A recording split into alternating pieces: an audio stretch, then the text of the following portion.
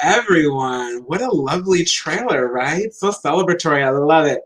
My name is Desmond Thorne. I am a programmer at NewFest, which is New York's leading LGBTQ film and media organization.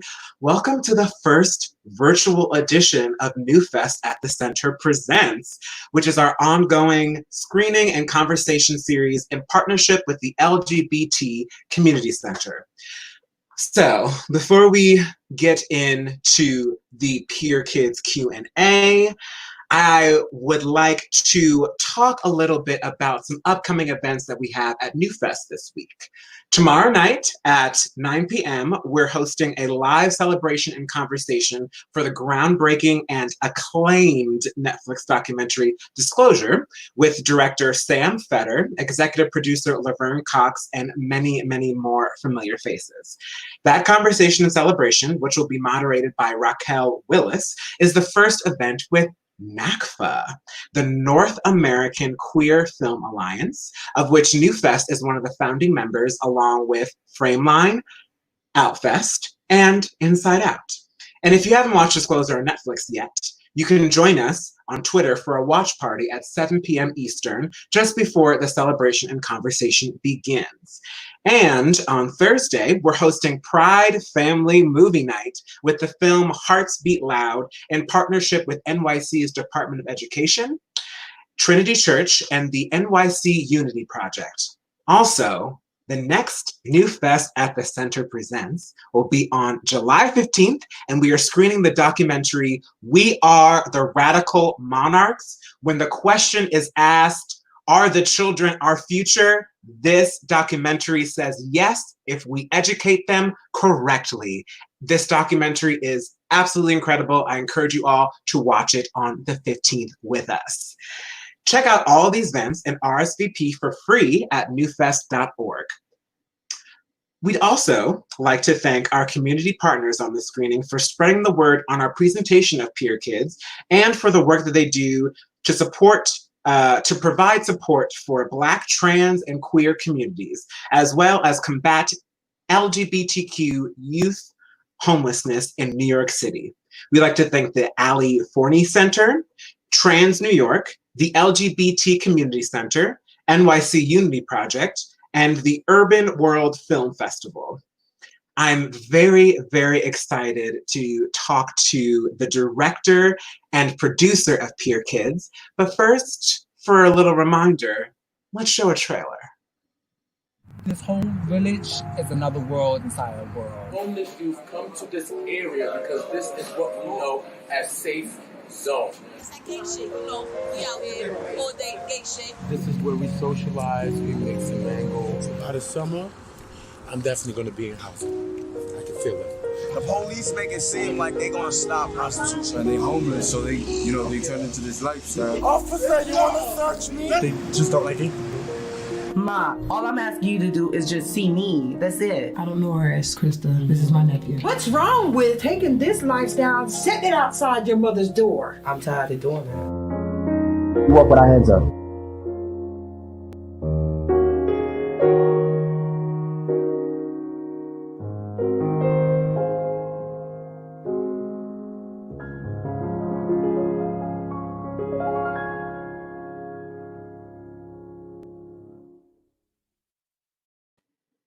Again, such a beautiful trailer for such an amazing, incredible documentary. I'm so excited to welcome the director of Walk For Me and PIER KIDS, Elegance Bratton, and the producer of Walk For Me and PIER KIDS, Chester Algernal Gordon. Yes, welcome. Also, Chester was the costume designer and art director for Walk For Me, correct? Yeah. Yes, a renaissance, as we say. So welcome, y'all. How was your weekend? How have things been for y'all in these past few weeks? We've been really, really well. We've been getting a lot of work done, loving on each other. We've been writing a lot, getting closer to our friends. Having really long high school phone calls. Yes, bring it back. And, just like embracing New York during this like different time. It's amazing. It's incredible. Yeah, Really. I finally live in the New York that I've always wanted to live in. So, Yes. Can you talk about that New York for a little bit? Yeah, I mean, I'm a weirdo. I like the 1980s and 1970s New York. There's less people and things feel a little more lived in and not so Mickey Mouse now. Absolutely. Real, grounded. Real. It feels like a real place. Like, I'm a photographer as well. I'm a street photographer, documentary photographer. So people like Nan Golden and Gary Winogrand are some of my favorite artists in the world. Tom Roma. So now I go back to my roots, and everybody's out. Like, it's weird. No one's supposed to be outside, but he's outside. Really, yes. It's really interesting that like this is ironically in some ways, but in some ways not, such a good time to really reflect and to really create. This kind of feels like almost a phoenix moment for creators. We actually have the time to sit and be with ourselves and do some self-reflection, self-discovery, and create some dope shit. So that after, because we gonna put these people's money where their mouth is. If y'all want to produce more Black work and more Black film, we are creating it, and it'll be done by the time this is all said and done. So let's get it. So, and speaking of PIER Kids, as we know as filmmakers, there is no straight line, pun intended, from start to finish in terms of film, especially a film like this that took many, many years. So can you give us a little brief history, a little brief journey of PIER Kids from beginning to where we are now? Sure. Wow. Yeah. So I started PIER Kids in the summer of 2011 after my first semester of undergrad at Columbia. It started just really from a prompt for a sociology class I was taking. We were asked to go to a place where there were social networks, but from this book called The Social Networks by Nick Granovetter, written in the 1960s. So the professor was really interested in like showing us how the things that we were doing on our phones and on our computers, people used to do in real life and still do in real life. So he asked us to go to a place where we could find people in public making social networks in real time. I had been going to the pier since I was 16, and so it was, and I had been going to the pier since I had come back to New York at that point as well. So it was real, and it was the summer. So of course I'm almost always at the pier at some point in the week. So, I was there and, kind of started thinking about finishing school. And like at the end of the first semester at Ivy, it's a big deal. Like, parents show up and, there's signs and stuffed animals and pets and like people, they love to bring their kids home. And I kept asking myself, what is that for me? Because, I was, 31 at that time. I had not been in my mother's house for almost, 12, 13 years at that point. So while I was going to the pier for this assignment and just to entertain myself, I was also thinking about what home is. And when I looked around, I realized there were all of us who look like us, Black and queer and Latino and Asian and white. And, all of us are kind of out here at home with each other because this is where we all are understood. We all understand each other. So that led to a explosion of forms and styles and attempts that eventually led to a Kickstarter that took place in 2013, where we raised about $50,000 to get the film done. And then in 2014, I finished most of the shooting. I got about 400 hours of footage. Wow. And it was a lot of footage. Yeah.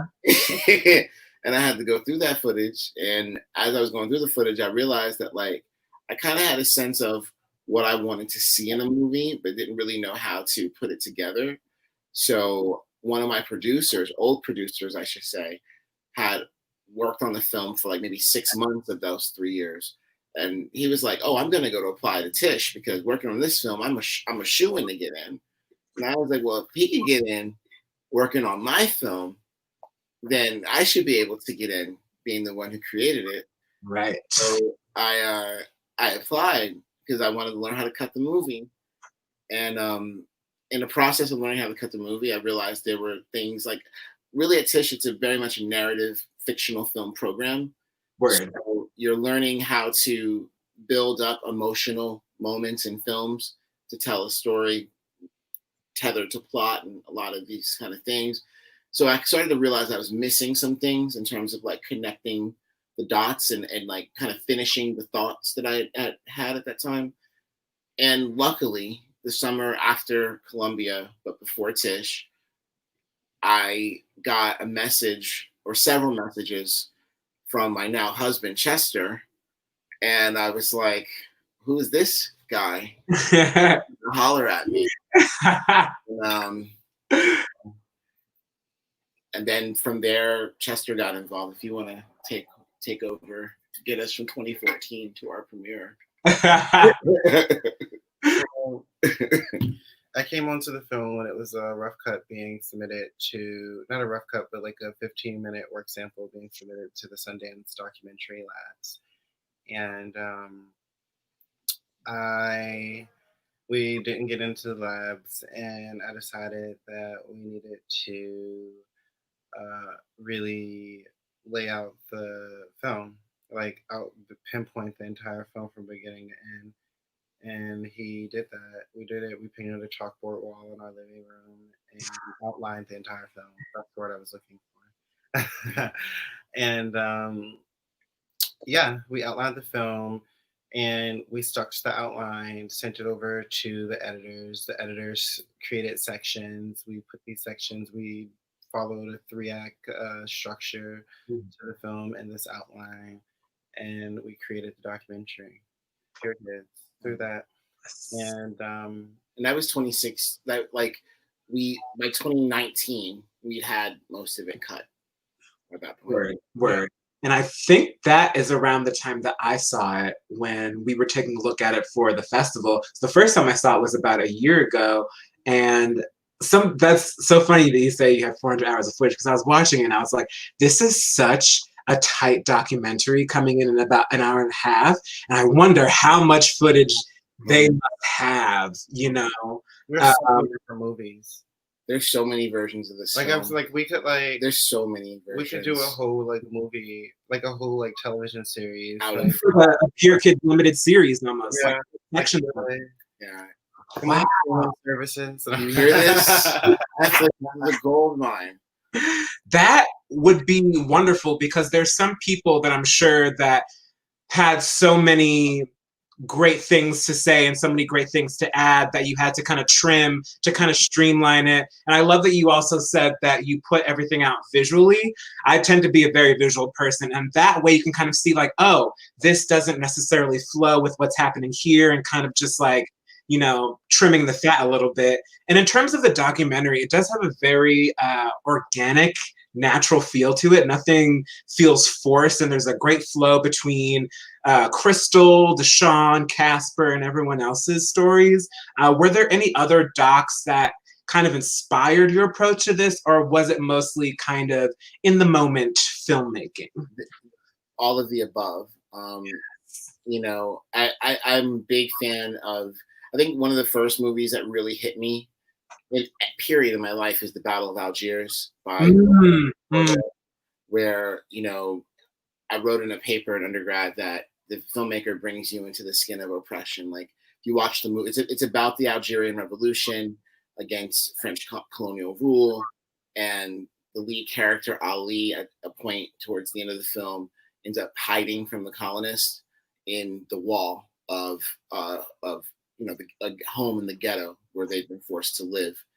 And in that wall is like, for me, it was the first time in the movie I was like, oh, that's what it feels like to be Black and gay at different points, right? Like, you're inside of this thing, this wall, and you got everything outside of it wants you to be dead, and everything inside of it, this little bit of hope, this fire you have to survive, is there's the possibility that that hope could like change the world, you know, and I think that's really what Ali has in that movie, and that's always stuck with me. So in terms of like bringing you there, right, instead of talking about being there and you know, experts come in and give you statistics about being there, how do you go there? So that film got me there. And then like, you know, I didn't have a lot of money making this movie, so you know, so seeing other Black filmmakers in this situation where they're talking about something that's really, really important to Black life, you know, by virtue of doing that in a very Black way,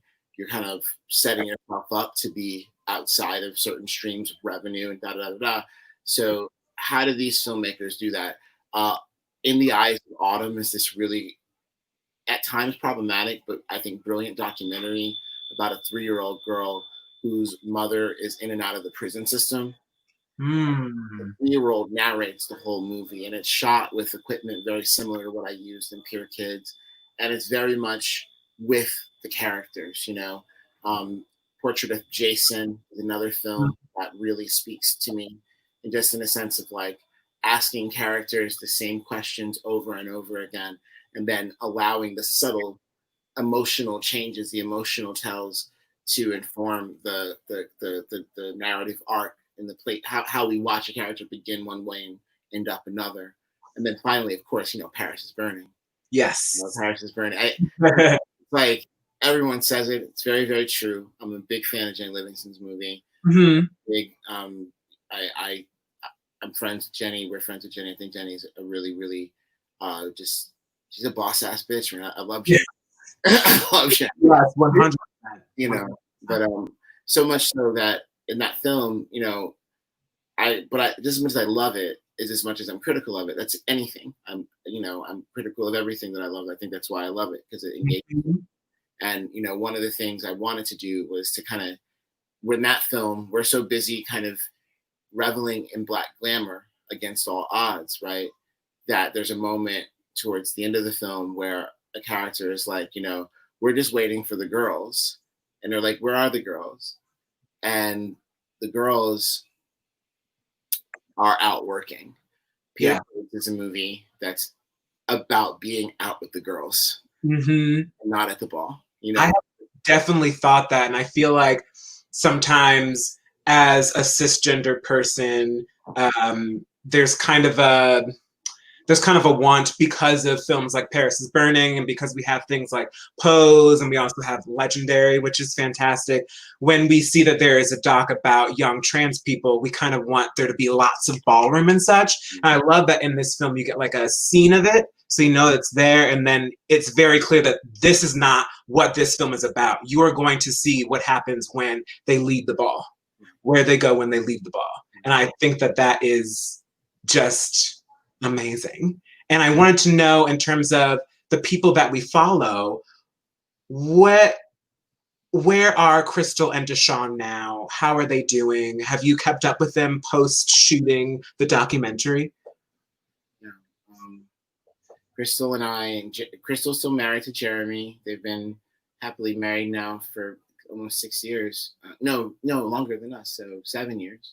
Yeah, like 7 years. Crystal is now able to go to her mother's house as herself without having to be in, you know, boy drag or any of that, which is a huge improvement. You know, the thing is that this is a film that is very much concerned with the reality of what it means to live in this kind of intersectional oppression. And these are people who have very, very, very, very, very big odds stacked against them. Some of them malicious and intentional. Well, most of them malicious and intentional, to be honest. Yeah. Many of them kind of circumstantial, just by virtue of, you know, most of the nonprofits for queer people in the world are run by cis white men. Try as you might, you know, it's just an unconscious bias. I don't necessarily like always on purpose, but if you don't live in this, you may not understand how to dismantle it. So with Deshawn, you know, he spent most of the production in and out of jail, you know, and I remember in the very beginning, he would show up and disappear and show up and disappear. And one day I asked Crystal, I'm like, well, what's happening? It seems like something's happening. And she let me know that he was probably incarcerated and took me to the website, and I typed his name in, and there he was. I went to go visit him, and he asked me, would you be my mentor? End up back here again. And I said, of course I'll do that, because people had done that for me.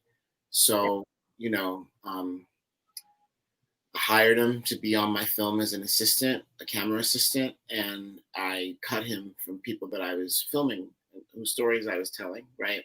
Mm-hmm. And tried to connect him to my college and figure out a path for him to go from this to school. How do we use the film to do all that? And then one day in the middle of our time together, he turned to me and he said, Elegance, I don't know, man.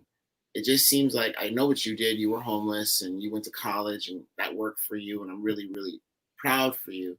At the same time, though, I don't believe that if I do everything I'm supposed to do, that it's going to work for me. I need to see everything that it keeps me out, burnt down, all those restaurants I can't eat in, all those cops who beat me up. I need to see all of it burnt down, those gay bars I can't go in. I need to see all of it on fire to know that there will be a chance for me to do something different. And pretty soon after that, he disappeared again. And I'm pretty certain he's incarcerated at this point. Wow. All that is to say is, this film celebrates survival. Mm-hmm.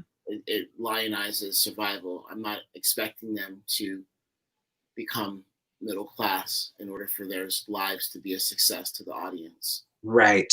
And I love that instead of ending the documentary in that place, which I feel like a lot of people kind of would do, that you ended on Twerkfest. And what kind of led to you ending it at that moment there? For years, every Pride, I mean, you can't help but think about the legacy of Stonewall when you shoot on Christopher Street. It's in the West Village. This is where the gay rights movement started. And it started by, sometimes people who have, the least to lose have everything to gain, Sylvia Rivera, Marsha P. Johnson, and the folks that look like them. They were so fed up in 1969 with police brutality and poverty and white supremacy that they sparked a multi-day riot that gave birth to a movement that made it possible for homosexuality not to be a mental illness, for us to get married, for us to be in the military, for us to have life-saving HIV medications. Yet somehow the people that started that movement, their children, their peer kids, the ones who look like them, are still living in these conditions of extreme brutality. So every time I would be there for Pride, I'm like, at any moment, this could turn into a riot. These people who are twerking could pick up a stone or pick up a pipe or a piece of wood, and this whole thing could burn down. And sometimes I kind of wanted it to happen, because it was just, it's obscene. It's obscene to watch these people spend god awful amounts of money on their pets while children are dying. While the gallivant from condo to condo, it's just, so I wanted the Twerk Fest because watching them turn all of that rage into joy, riotous joy, lifted me up. And I thought it would do that for the audience. Absolutely. Oh, that's so beautiful. And I also, that makes me think of the moment when, you're talking to that white finance bro and you're asking him, do you notice Black LGBTQ homeless youth when you're just, out here gallivanting and doing your thing? Do you notice? And his answer is full of shit. And it's also an answer that I feel like so many people would give. And I think it's really only until recently where the majority of people would find the problem in his answer. Yes. At least in public, they'll find the problem. Exactly. It's time to vote for Trump. We'll see if they find the problem. Ooh, that's a whole other conversation, Lord. And I'm so glad that you also talked about the fact that you are a mentor, because there is such a very strong element of queer parenting and queer family in this documentary. And I wanted to know if you had experienced that on either or both sides before we get into audience questions. Sure, and Chester can speak to this one too, because Chester's got a lot of gay family. Their gay mother is really, really fun. But yeah, I've had a lot of people. I made this, another thing that inspired this movie is that in my childhood, when my own mother would not look out for me, Black trans women, some of them, most of whom I don't even remember their names, but they would see you out there hungry and lost, and they'd be like, "Here, get something to eat. Here's $10. Go eat something." And I remembered that, and I wanted to, and I'm so inspired by Stonewall. I'm so inspired by the fact that Marsha P. Johnson was Sylvia Rivera's chosen mother. Mm-hmm. Sylvia was kicked out of her house when she was 12, and Marsha was the one who said, "I'll be your home." So I think that, yeah, I have a West Coast gay father and mother. I have an East Coast gay father and mother. Coast to coast, yeah. Ballroom mothers and fathers, and people in the military, and I was in the Marine Corps, who are still my mentor. I have mentors all over the place, filmmakers, artists. I think mentorship is the only way to do anything in this society if you're not born into it. And very often, even if you are born into it, you're still being kind of shepherded along. So yeah, I want to make a movie that showed the power of self-invention, of reinvention. We are who we say we are who we decide to be, Absolutely. What about you? Do you have gay family? I've had a gay mother. Well, my first gay mother was my aunt's best friend, Jonathan, when I was in kindergarten. And Jonathan was in, I think, 12th grade at the time. But Jonathan died of AIDS. And my second gay mother was Envy in DC when I was 13, 14 years old. And then recently, our gay parents on the West Coast, and also my gay mother, Brenda. Yes. Brenda Holder Milan. Miss Brenda, who's in Walk For Me. Yeah, she's the mom. Yeah, yes. In case she's watching, I don't want to get a text. Forgot to say she's our mother. Thank you. Yes. That's beautiful. And I wish that is something that I had growing up and being younger and kind of just being kind of out here, not really knowing anyone gay except for maybe a couple of people who are in the closet at church, and they're not going to say anything or do anything or actually want to parent you. And I feel like that is such a beautiful thing that we have in our community, and I'm so glad that we have it with the two of you in this wonderful documentary. And we're gonna do a little transition into some audience questions. And I'm really excited to see the kinds of things they have to ask about your wonderful doc. First question from Tom. I'm curious about the melding of journalism and art, which I think this is. How do you keep your distance yet be part of the scene? And on that note, do you need to get releases signed? I'm thinking that wasted Wall Street dude. Ugh. Can you use that material because they're in a public space? Wow, that's a meaty question. I mean, in terms of the journalism part, I don't really view myself as a journalist. I view myself as because to me, journalism, the essence of good journalism, which we seem to be forgetting, is the idea of the unbiased point of view. Yes. We are being presented information as factual, and which in itself can be problematic, but I'm not unbiased. This film is squarely on the side of the kids. When we meet the Wall Street guy, he is interrupting us. He is taking the spotlight away from something more important than what he has to talk about. And it's important that we see him that way, because that's what it's like. That's what it's like to be invisible because of your intersectional identities, that someone who is really visible can just walk into anything that you're doing and totally derail it. Like Ahmaud Arbery, running down the street, gunned down, seeking fitness, by two white guys who just feel like, oh, well, this is my street, right? That you happen to be running down, So in that regard, I'm not a journalist. And then when it comes to even myself separate, I think I kind of answered that. This is a first-person point of view film. The role that the audience is asked to play in watching it is that of a peer kid, and nothing else, and nothing more. You have been dropped into an environment where danger and safety live side by side, and you must figure it out in real time with all of your wits about you. And if you don't, you could die, easily. So in that regard, that's kind of how I see it in terms of, I'm not separate from anything. I am really in it. And then the last part was about the Wall Street guy, right? Yeah, there were like releases if you had to sign. Oh yeah. I mean, of course I had to get releases. The thing is that in public space, there's a different kind of standard because everywhere you go, you are filmed in this society, and that footage can be used for any purposes, right? But in those instances where I have real personal interaction, I do have releases for them. But if it's happening in public, it's open source material. That's the thing. That's what this movie is about: is a reclamation and a celebration of the ownership of public space by citizens of our society. The very idea that one has to be engaged in commerce in order to walk down a street is absolutely offensive. So, I revel in the legal protections that I have to document these reactions, these racist reactions of these people who think that they're able to do whatever they do because it's nighttime. Mm-hmm. And I love what you said about journalism and making a documentary, because honestly, to me, what makes a good documentary is when the filmmaker has a point of view and you can feel that point of view and you are immersed in it, versus, like you said, journalism is supposed to be objective.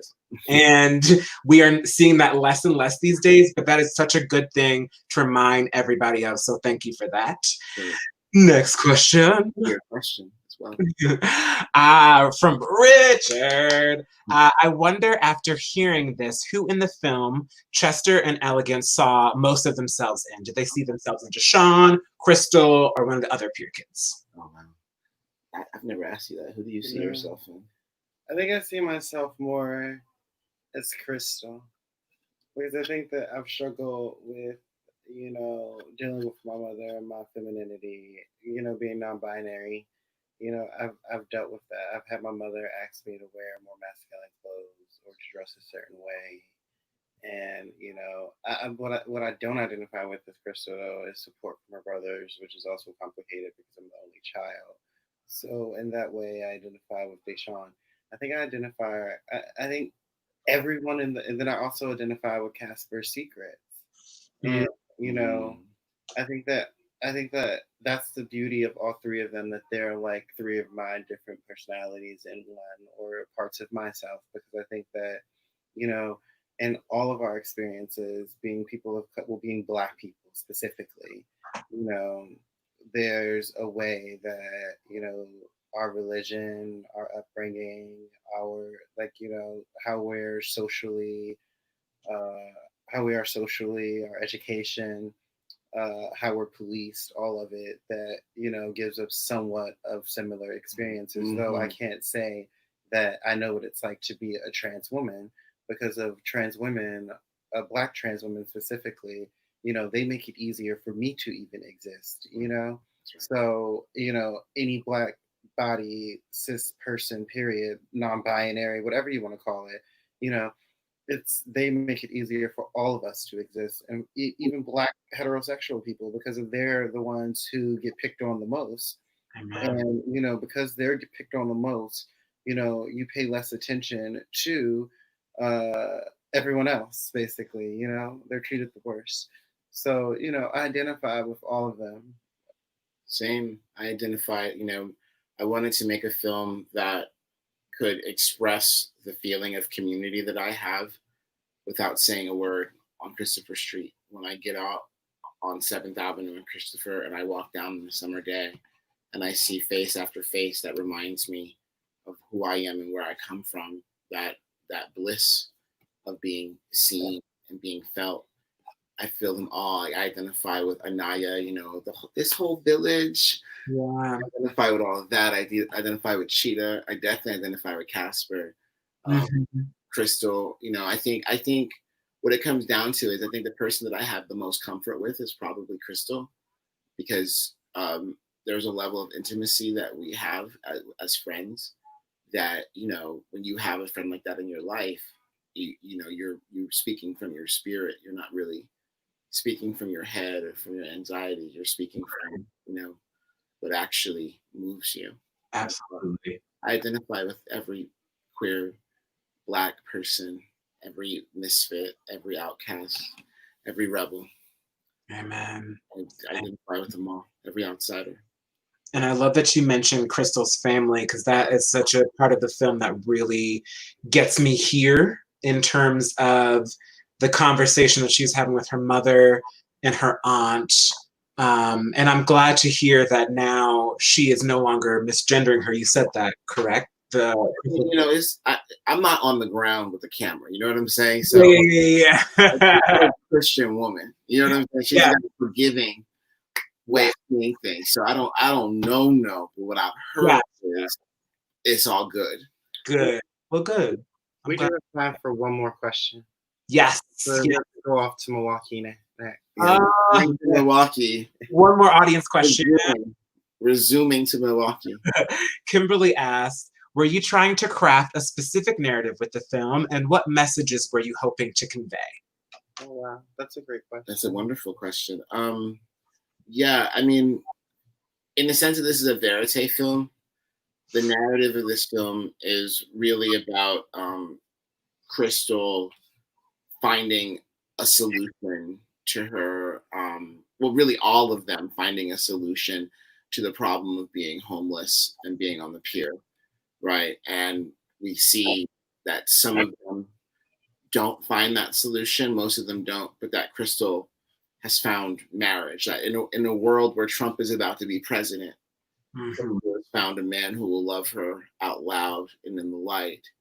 And now she's got that foundation, hopefully, to continue to change her life, you know? So, but the way I get at that narrative is elliptical and poetic. It's more so about the sensation of being in the space than it is about the specific goals of what the person is trying to do.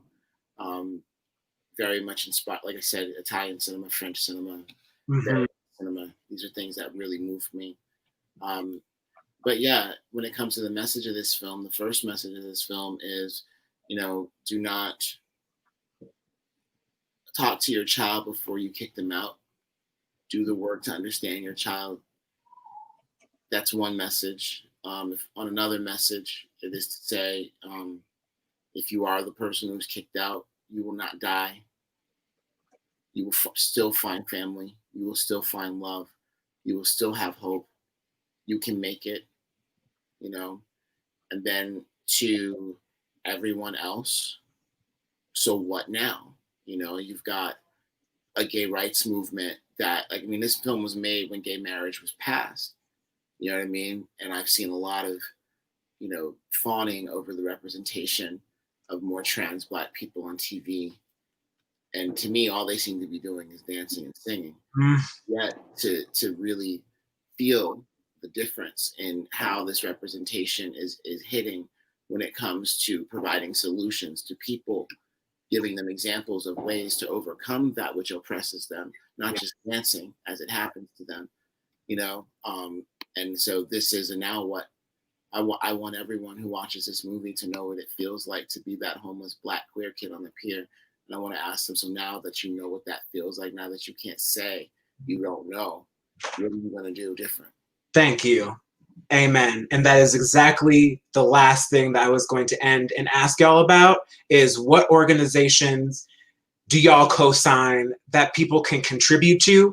And beyond that, what can people do beyond contributing to help out LGBTQ homeless youth? Because you are exactly right. Action must be taken, you know. You can donate to Glitz. You could donate to Housewives Matter.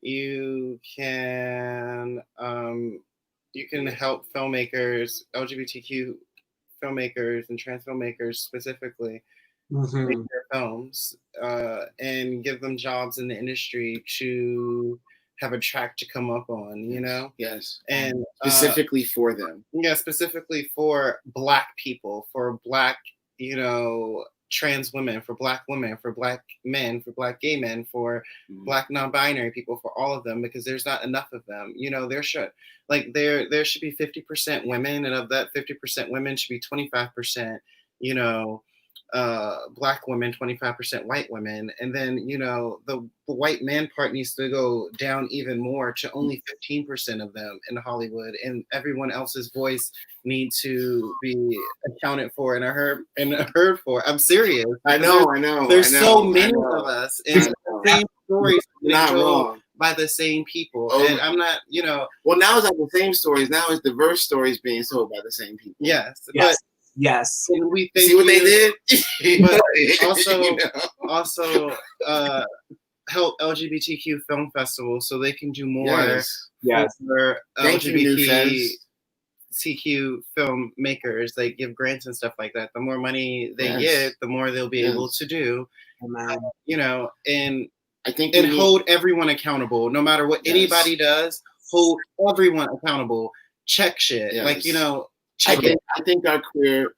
I'm gonna give it a quick 3-part, and then I have to go to this other thing. But I think number one, our queer icons, popular figures, celebrities, particularly the ones of color, the Black ones, they need to do something more than be famous and fabulous and cool. They need to be building homes. They need to be connected to the solution out loud.